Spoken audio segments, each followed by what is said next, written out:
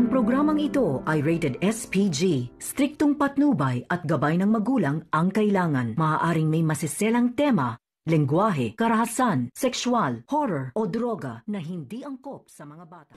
Talagang porsigido itong si Don Pepe na malaman ang katotohanan ng kanyang mga hinala. Dito na nga talaga pumunta sa laboratorio itong si Don Pepe dahil sa mga narinig niya dito kay Fidel.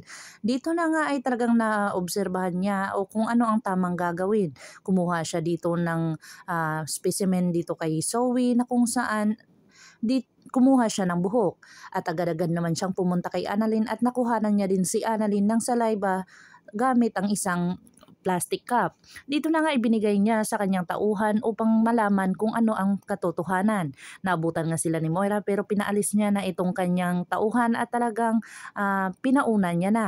Dito na nga nagkasagutan itong si Don Pepe at saka si Moira na ayaw na ni Don Pepe na magkape doon dahil nawalan siya ng ganan dahil nakita niya itong si Moira. Si Moira naman ay nagkunwari na may ikikitaing kaibigan doon kung saan sinundan niya lang talaga itong matandang ito.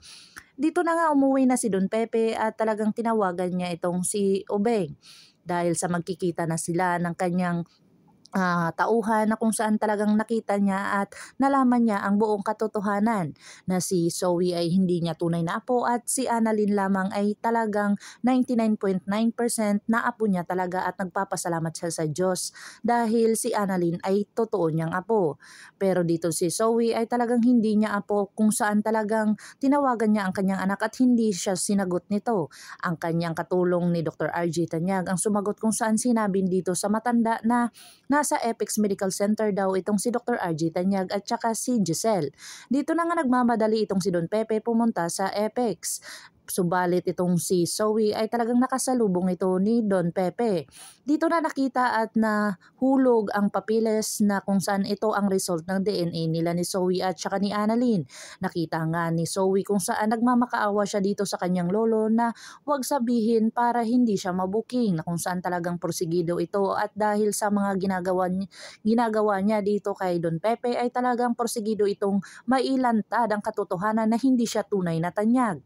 Dito na nga tumawag itong si Don Pepe sa kay Annalyn at gusto itong makipagkita. Pero ito ngang si Zoe ay talagang porsigido na isabihin sa kanyang ina na kung saan may balak na naman itong si Moirang masama dito kay Don Pepe.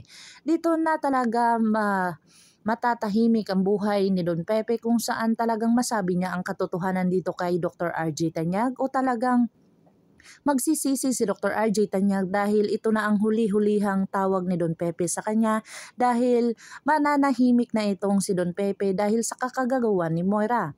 Abangan natin ang mga susunod pa na episode na ito. Ang abot kamay na pangarap. If you like my story, please like, share, and subscribe para ma-update po kayo sa mga susunod pa. Yun lamang po at maraming salamat.